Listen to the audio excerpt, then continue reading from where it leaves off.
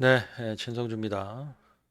오늘 코스닥 지수 살펴보겠습니다. 지수 설명 여러분 좀 꼼꼼히 들으셨으면 좋겠습니다. 오늘 마이너스 2.58% 코스닥 지수가 하락했습니다. 대장주들 에코프로 혹은 셀트리온 여러 코스닥 대장주들이 빠질 때 나머지 종목들이 이유 없이 아무 이유 없이 그냥 주르륵 주르륵 흐를 수 있다. 혹시라도 단기적으로 많이 상승한 종목이 있다면 혹시 여러분들이 차익 실현한 종목이 있다면 그 종목의 조정, 가격 조정, 기간 조정을 견디기 힘들다. 그 종목의 조정, 가격 조정, 기간 조정을 견디기 힘들다. 그럼 파시면 됩니다. 아시겠죠? 그럼 파시면 됩니다. 아시겠죠? 최근 4거래일 동안 개미가 이 라인에서 1조 3천억 원을 매수했습니다. 코스닥 넓게 보면 1월부터 개미가 다 샀습니다. 6조 원 정도 샀습니다. 그 중에 4거래일 동안 이 라인에서만 1조 3천억 원을 매수를 했다. 그런데 코스피는 다릅니다.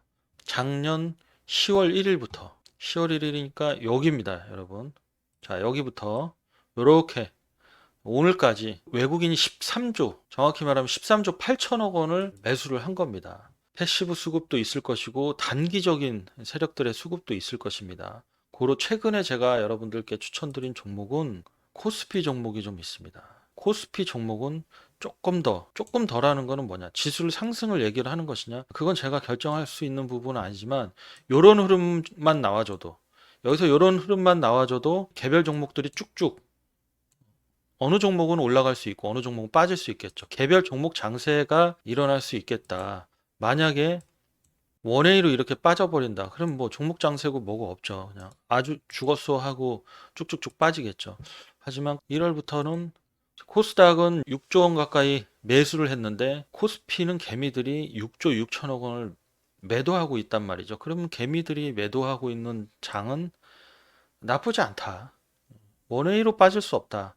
원웨이로만 빠지지 않는다면 개별 종목 장세가 일어날 수 있기 때문에 코스피에서는 상승하는 종목이 나올 수 있다는 겁니다. 여러분들 그 점 참고해서 매매하시길 바라겠고,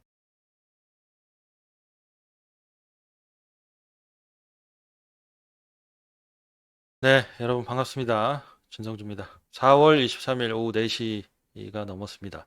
지수 설명드릴 텐데 이 영상 꼭 보셔야 됩니다. 영상 안 보시면 큰일 납니다. 거듭 말씀드리지만 끝까지 놓치지 마시고 보십시오. 코스닥 지수 저번 날 금요일 날 장 시작 전에도 말씀드렸듯이 여기서 5일선, 11선 밟으면 반드시 21선 밟게 되어 있다. 그러니까 매도세가 강하고 이 매도세로 인해서 지수의 하락이 발생할 수 있다. 만약에 그렇다면 우리는 어떻게 대응을 해야 되는 것인가? 이틀 동안 여러분들이 보셨다시피 일부 종목 이유 없이 빠질 수 있다. 아무 이유 없이 빠질 수 있다. 그런데 총 17일부터 5거래일 동안 개미가 다 사버렸습니다. 2,400억, 2,600억, 1,700억, 4,800억, 2,400억. 그러니까 이틀 동안 5천억, 5천억이 아니죠. 지금 이 음봉 이틀 동안만, 목요일, 금요일만 7,300억 가량을 개미가 산 겁니다. 이틀 동안만. 코스닥에서 1월 이때까지 6조 1천억 원. 그리고 10월 1일부터 요때까지 10월 1일부터 지금까지는 6조 6천억 원. 개미만 매수했어요.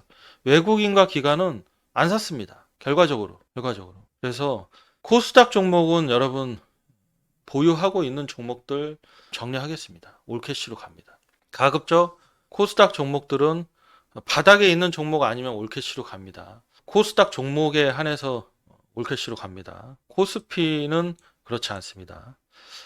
몇 개 제가 기사를 좀 살펴볼 텐데 왜 제가 계속 안 좋다 말씀을 드렸냐면 한국은행 경제통계 시스템에 따르면 상호저축은행 수신 잔액 2월 말 기준 118조 9천억이었는데 전월보다 1월보다 1조 8천억 원 줄었다. 이제 이거 은행에다가 저축은행에다가 국민들이 맡긴 돈이 한 달 만에 1조 8천억 원 줄었다는 겁니다. 그런데 또 이렇게 생각하시는 분이 있을 수 있어요. 아니, 그거 빼가지고 주식에다 돈 넣은 거 아니에요? 그러니까 동전의 한 면만 보겠다는 거예요. 일부 어떤 그런 기사를 여러분 누가 국민은행, 신한은행, 하나은행, 그러니까 1금융에서 빼서 주식에 투자하지. 정말 저축은행에서 돈 빼가지고 주식 투자하는 사람 그렇게 많을까요, 여러분? 그렇지 않아요.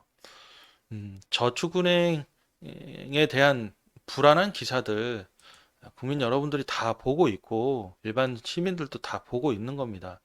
건설 경기가 절대 좋을 수 없어요. 여러분 저는 뭐 여러분들 다른 생각이 있을 수는 있겠지만 우리나라 부동산 경기는 제가 죽을 때까지 좋을 일이 없어요. 예. 우리나라는 성장이 멈춰 있는 나라고 여기가 인도네시아, 인도 국민의 70% 이상이 20대, 10대가 아닌 이상 OECD 가입 국가 중에 자살률 최고, 출산율 최저인데 성장 동력이 정체된 나라입니다. 태어나는 인구보다 죽어가는 인구가 많기 때문에 더 이상 우리가 집을 짓고 건물을 지어서 그 건물들이 그 건설 경기가 좋아진다. 그것은 성장 산업과 하향 산업에 대한 개념이 없기 때문에 그렇게 생각을 하는 겁니다. 공인중개사, 뭐 경매, 뭐 그런 산업에 대해서 얘기하는 시간이 올지 모르겠지만 어찌됐건 지금 우리는 주식을 하고 있고 주식 매매를 하고 있기 때문에 건설 경기, 저축은행, 그리고 일부 상호저축은행, 새마을금고, 신협, 수협, 그리고 일부 소규모 증권사들, 건설 PF 자금 조달, 기성구 대출 해줬던 금융기관들의 리스크가 있다. 반드시 그것이 수면 위로 올라오게 되면 혹시라도 저축은행의 뱅크런 사태가 일어날 수도 있기 때문에 좋은 것만 생각할 수는 없고 안 좋은 리스크 상황을 우리는 대비를 해야 된다. 그런데 왜 매번 안 좋은 얘기만 하느냐? 한국은행에서 매달 기업경기 조사표라는 것을 작성을 합니다. 이 기업경기 조사표는 전경련에 가입되어 있는 한국의 600대 기업에게 뭐 CFO나 기업 구매 담당자, 총괄 책임자한테 가서 조사를 합니다. 어떤 조사를 하느냐? 너희들 이 표입니다. 이 엑셀 파일이 기업 담당자한테 가고 뭐 제품 재고 과잉이냐 적정하냐 부족하냐 생산 설비는 어때? 적정하니? 더 늘릴 거니? 투자 규모 어떻게 할 거야? 당초 계획 대비 수정할 거니? 늘릴 거니? 그리고 인력은 어때?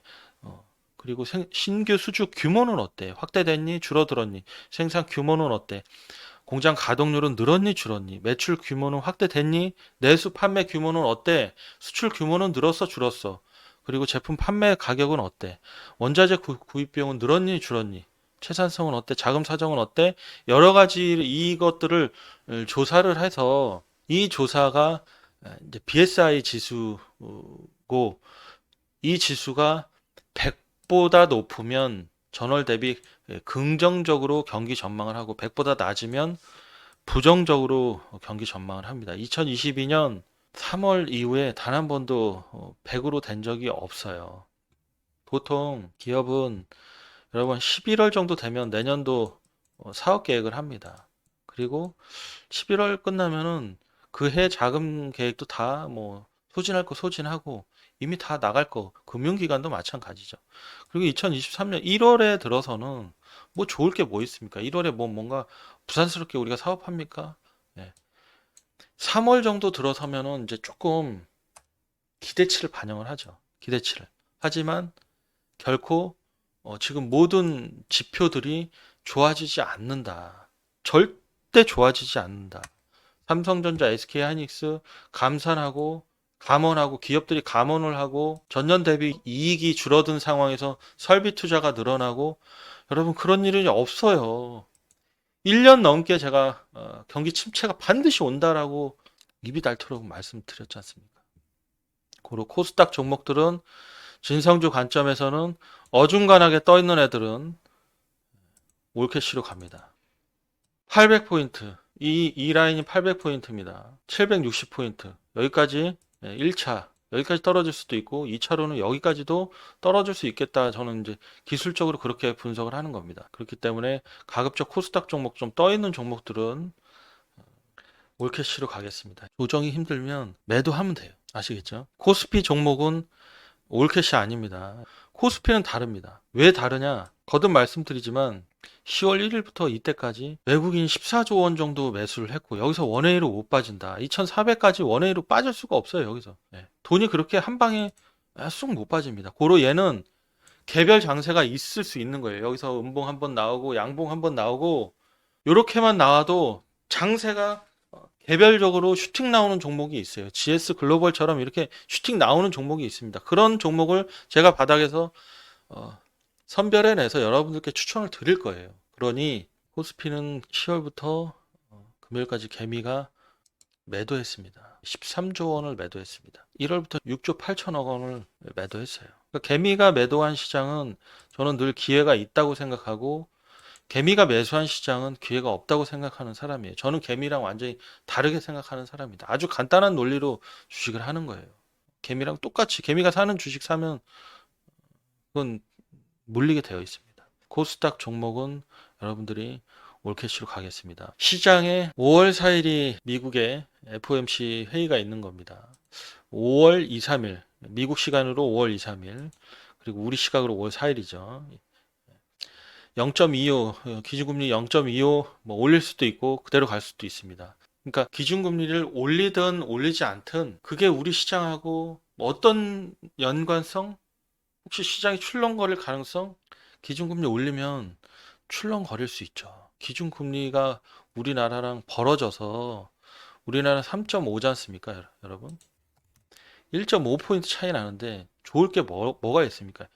더 벌어지면 벌어질수록 쫓아가야 되기 때문에 좋을 게 없습니다. 우리나라는 금리를 올려버리면 기업들이 버텨낼 재간이 없어요. 버텨낼 재간이 없습니다. 지금 3.5의 금리도 버텨내기 힘든데 3.75가 됐을 때 기업들의 도산, 기업들의 유동성 리스크 엄청 커질 수밖에 없어요. 그러니까 앞으로 존재해 있는 그런 리스크가 많다라고 보는 거예요. 다만 개별적으로는 이슈가 있을 수 있죠. 어떤 이슈 있습니까? 뭐 다음 주에 미국의 경제 사절단 이끌고 미국과 정상회담 하면 거기에 따른 어떤 테마적인 장세는 있을 수 있어요. 그러니 제가 다시 코스닥 지수 혹은 지수가 어떤 안정세, 변동성이 없는 구간 정도로 내려왔을 때 그때 여러분들에게 계속해서 설명을 드릴 거예요. 그때까지는 떠 있는 종목은 절대 매수하시면 안 된다. 아시겠죠? 질문 있으신 분들은 질문하시고 영상 여기까지 하도록 하겠습니다.